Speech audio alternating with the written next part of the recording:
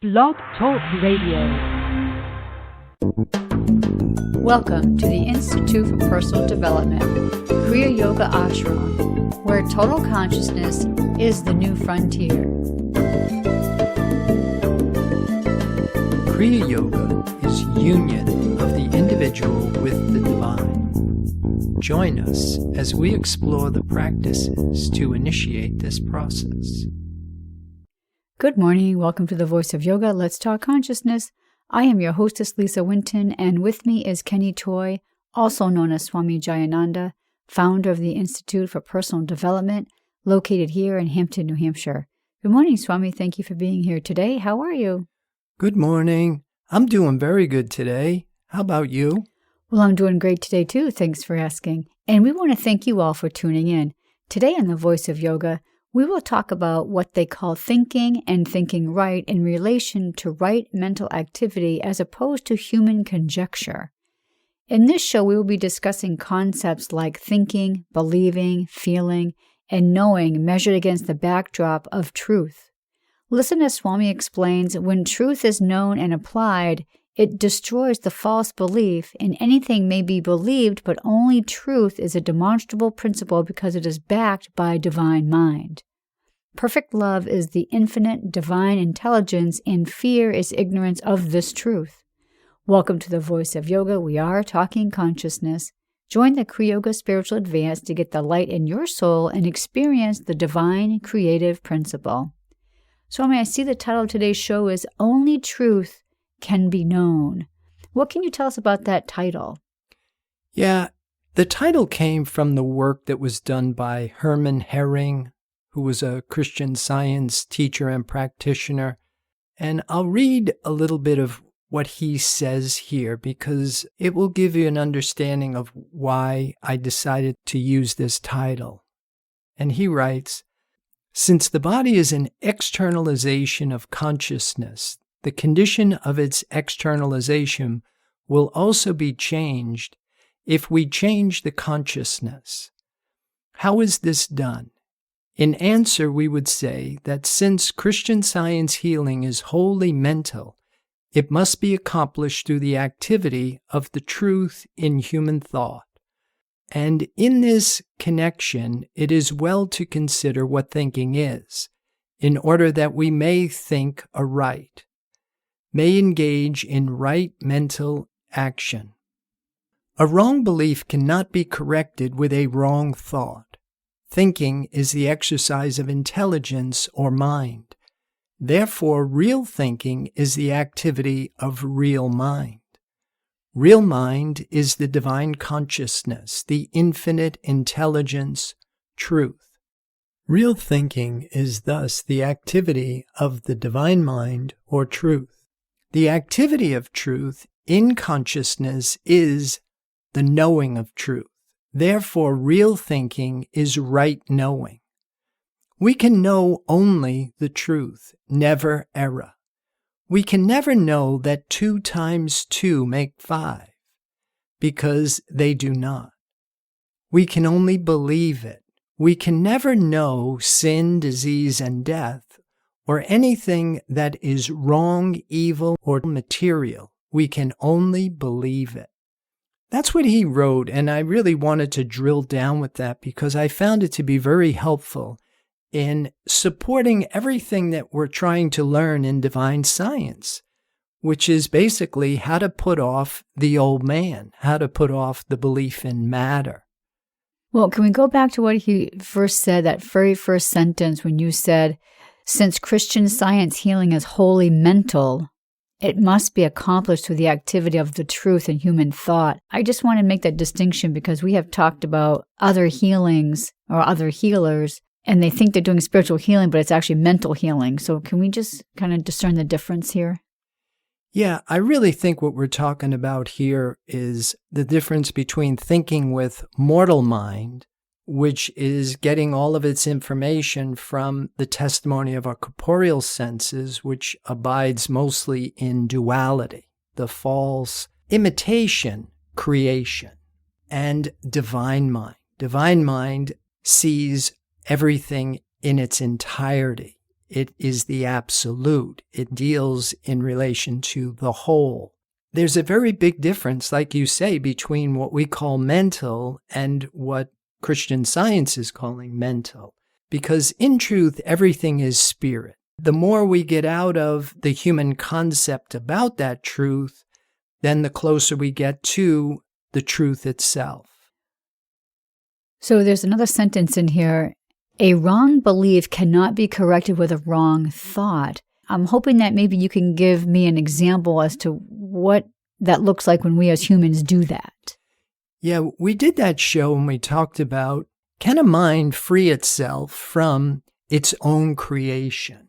Thinking is a mental activity when it is done forming thoughts and opinions based on information coming from the corporeal senses, sense-level living. Everything that we're trying to do and learn here is how to live before thought and above corporeal sense, because that's where the invisible, intangible, divine omnipresence resides.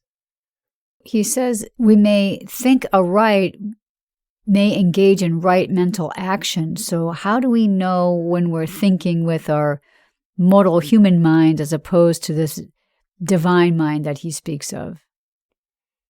Yeah, where he says here, the activity of truth in consciousness is knowing of truth, because consciousness is experience. What we know is what we experience. That if you are conscious of the divine creation, then what is appearing in your corporeal senses must have those divine qualities. And so you use what is appearing in your senses to give you an understanding of, what am I conscious of? If you're conscious of truth, then that truth must correct your thought and externalize as a divine image. So it's only when we know this truth with a capital T, then that's when we will never know the sin, disease, and death or anything that is wrong, evil, or material. We can only believe it. Yeah, for me, that's the beauty of divine science, that it really is a demonstrable principle. We get out of this whole superstition in believing in a God. If you know the truth, just like light dispels darkness, truth must dispel the error, the false sense of existence. And if what it is that you're calling truth doesn't yield that return, then chances are that you have to go back to the drawing board because you're not thinking right. And the best thing that we can do is start to prove the presence of this divine creative principle by knowing it. Just like he says, the activity of truth in consciousness is the knowing of truth. It's the activity of truth which should dispel the error. That's the activity of truth. It's just like light. When you turn on a light, it illumines the room. Now, when you leave the room and you shut off the light, there's not an opposing force that comes in and fills the room with this black ink mist. What actually happens is darkness is the absence of light. Ignorance or sin, disease, death, suffering, sickness is the absence of this truth. So it's very interesting to me is this fine line, it seems like, between these concepts of like this thinking, believing, and knowing. Where's the jumping off point here? Where do we start? Well, for me, I really think, why reinvent the wheel? In the Bible it says, seek ye first the kingdom of heaven. Seeking the truth. What is the kingdom of heaven? Knowing beyond corporeal sense living, there is a larger sense of life. Beyond the swirling variations of our five corporeal senses is this changeless state of being, the invisible, intangible, divine omnipresence. The divine creation is done. It's right here. It's right now. We must be conscious of it. And in order for us to be conscious of it, we must be out of the awareness of what is interfering with that. which is our 5 corporeal senses. So we have to stop believing in these errors, stop believing in sin, disease, death, anything that can be considered as a discord. The way we do it is we stop reacting to it, but at the same time, Mary Baker Eddy said, for Jesus to walk on water was science, but before poor humanity walks on water, don't step out onto the Atlantic. We really want to make sure we are demonstrating truth.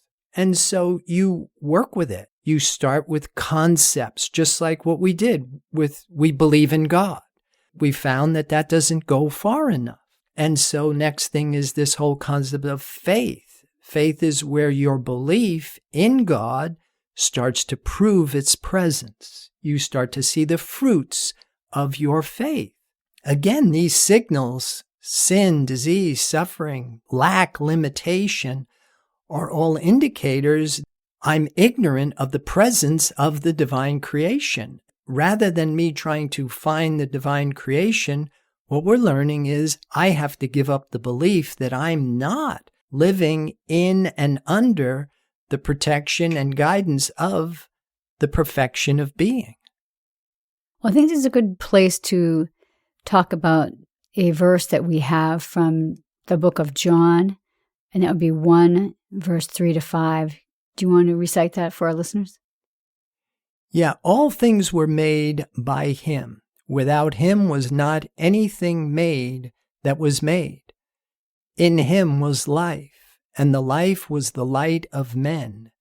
And the light shines in darkness, and the darkness comprehended it not.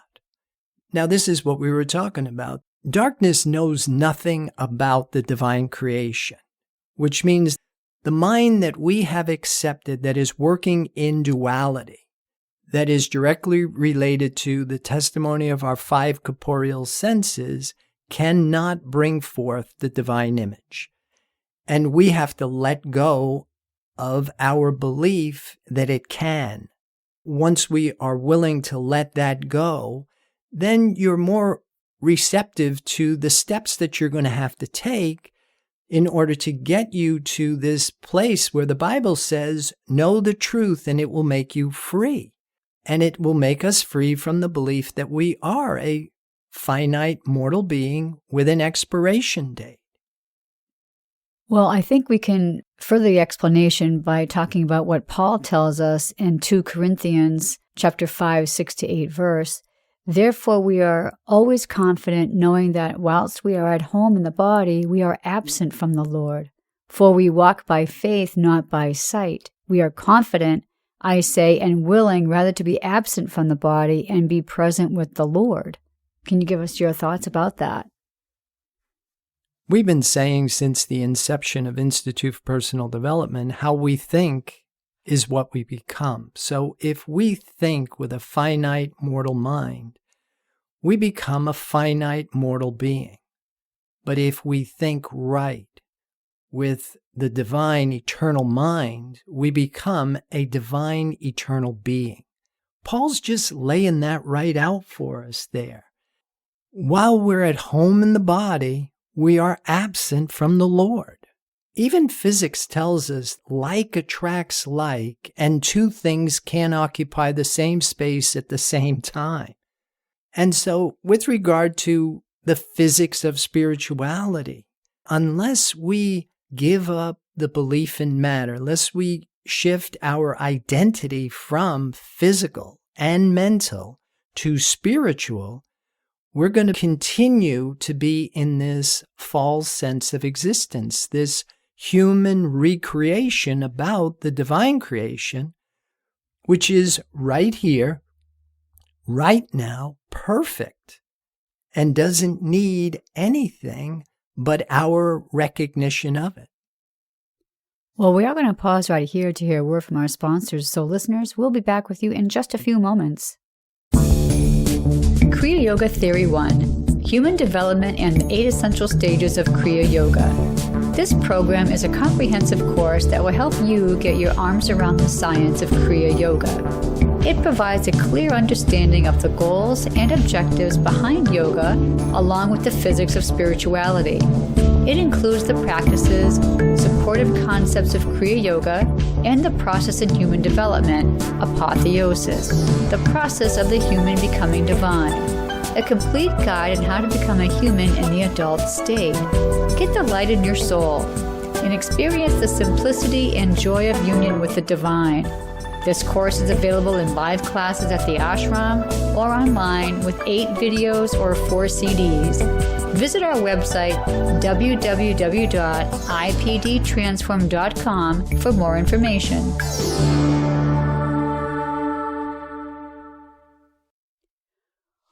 Welcome back. For those who are just joining us, you're listening to The Voice of Yoga, and we are talking consciousness. Swami, before the pause, you had mentioned the phrase, the physics of spirituality, and we have a passage from Herb Fitch, Fourth Dimension, 13, Side A, that I think really supports what you were just talking about. Yeah, the physics says like attracts like, and two things can't occupy the same space at the same time. And I'll read it. I cannot recognize two selves. Christ is not mortal. I cannot accept Christ and mortality in the same breath. I cannot be the light and also be the human darkness. The only self that I can recognize is the only self there is, the self of God. Nobody's ever going to bury that self. Nobody's ever going to hurt it or harm it. No one is ever going to make it lacking or limited. No one is going to ever give it arthritis or pain in any part of the body. The only self there is the self of God, and I must claim that now. And I must be willing to accept the responsibility of turning from all that disclaims the truth of my being, for you know that no untruth can ever really happen. There is no possibility for untruth to happen. I must learn that whatever is untrue has no way to happen because God is the only self, and God is never untrue. Whatever is untrue is just another way of the world mind denying the allness of the selfhood of God. But that is my self. It is the self of everyone I know. There is no other self. And that self never lives in a human body. It never has. It never will. That self is immortal forever. It is the only self there is. And regardless of what concepts men have formed about that self, they are still no more than concepts. I will not live in a concept. My day is to be one with the reality of being, rising above the belief in concept, here, there, and everywhere. For that which is not the one self is not here. That's the end of it.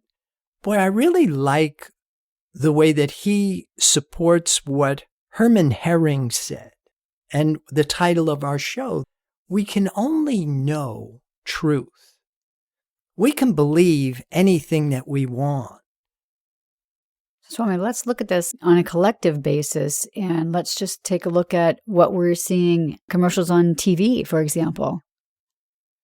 Yeah, I think what you're driving at here is that commercial we saw on pride. To be proud of gender or sexual preference is 180 degrees from the message of Scripture, which is telling us there is no physical reality.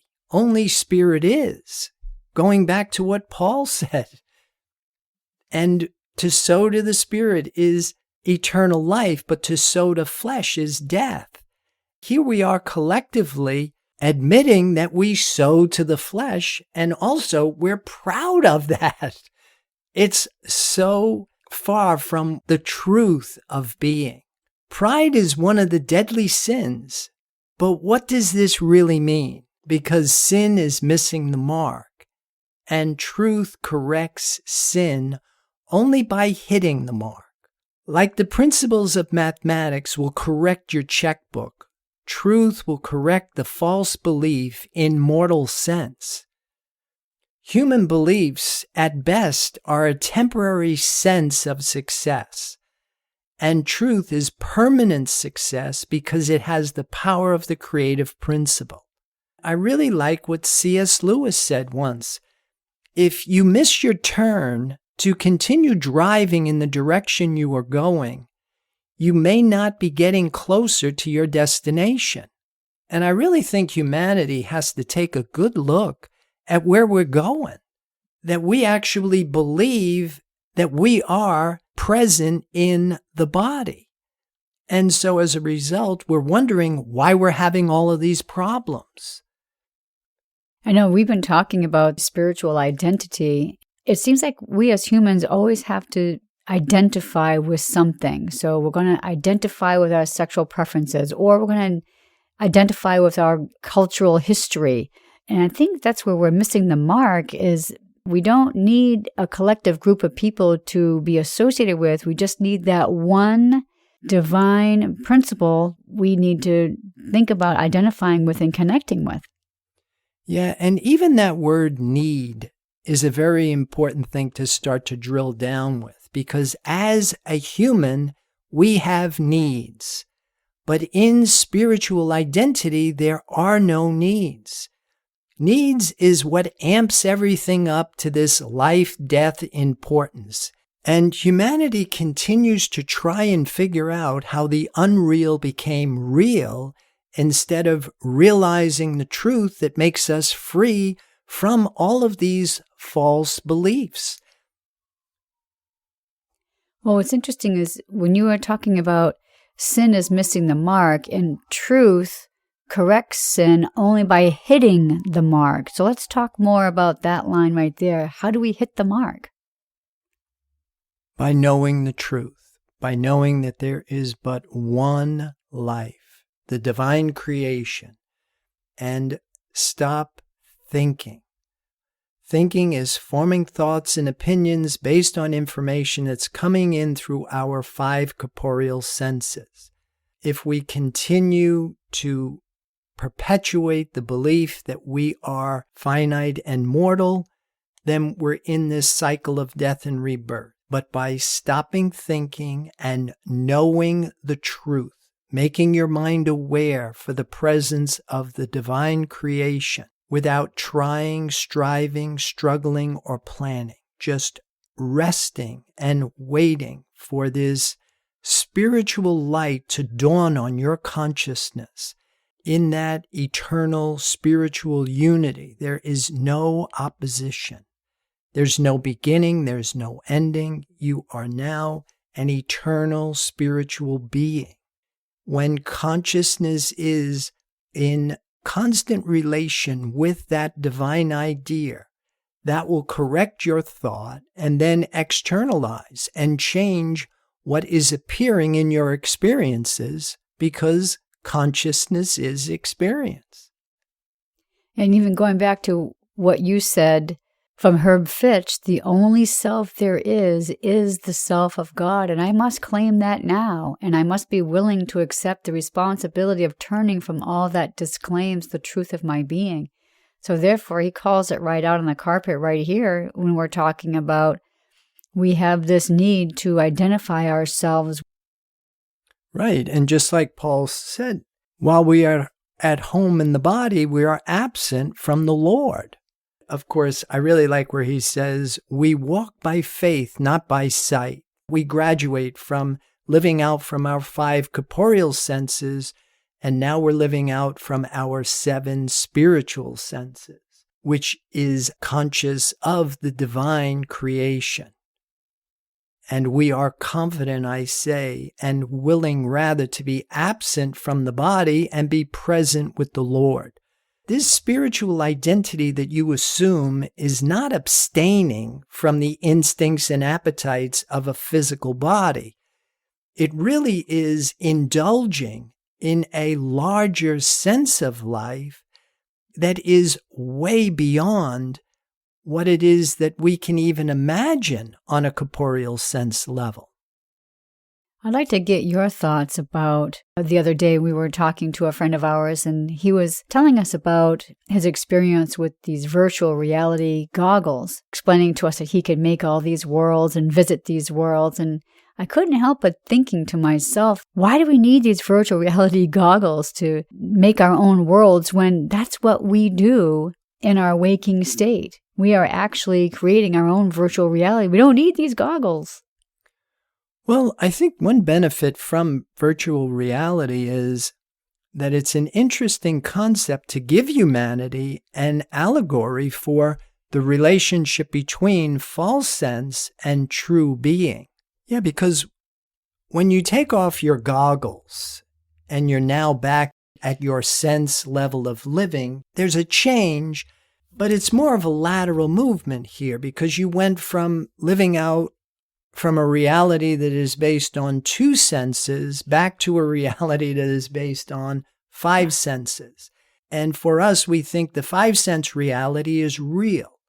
But when we take off the false belief in matter or material reality, we then reside in the clarity of pure spiritual perfection.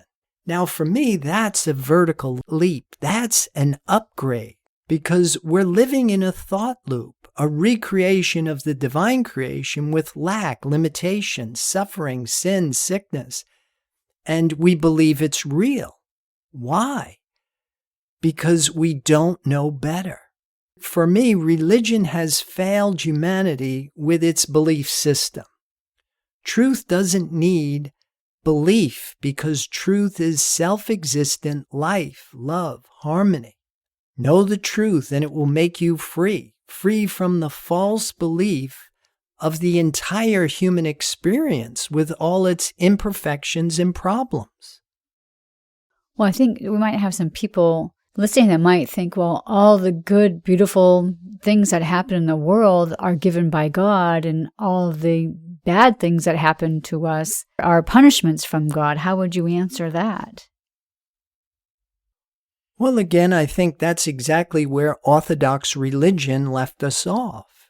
Now, again, you can either believe in that, you can believe in 2 powers, and continue to perpetuate what has been going on for thousands of years, since the ascension of Jesus anyway, and humanity hasn't really gone anywhere with these beliefs, these man-made doctrines we have been following religiously and with the best of intention because they don't work.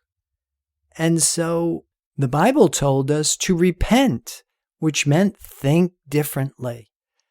And the best thing about this is that it's no longer relying on belief. If you accept it and you try it, stop thinking, start knowing. If you forsake all of these modes of human thinking, all of these human concepts and beliefs, and you start to employ this, you can demonstrate it. That's the beauty of what Paul told us. We walk by faith, not by sight. And I love what James said. Something like faith without works is dead. We really want to start to activate the truth in our experiences. The message of the Christ is heal the sick, reform sinner, raise the dead. This wasn't something that was unique to Jesus, but the Christ is an eternal principle. It is the saving aspect of truth. It's what makes truth intelligible to the human consciousness. Well, great. Thank you. So we do need to start breaking down our show for today. So listeners, be sure to visit the website, www.ipdtransform.com. On the homepage, when you see the fading banner, Blog Talk Radio, if you click that, that directs you to the Blog Talk Radio show catalog page. And then don't forget, by clicking on the products tab and online classes, directs you to all the classes that Swami has available for you. So Swami, with that, do you have any final thoughts about today's program? Well, I would like to encourage people to join the Kriya Yoga Spiritual Advance to get the light in your soul and experience the divine creative principle. Namaste. And thank you for listening to our program, The Voice of Yoga. This is Lisa Winton, along with Swami Jayananda, signing off. Have a wonderful Kriya Yoga kind of day. Namaste.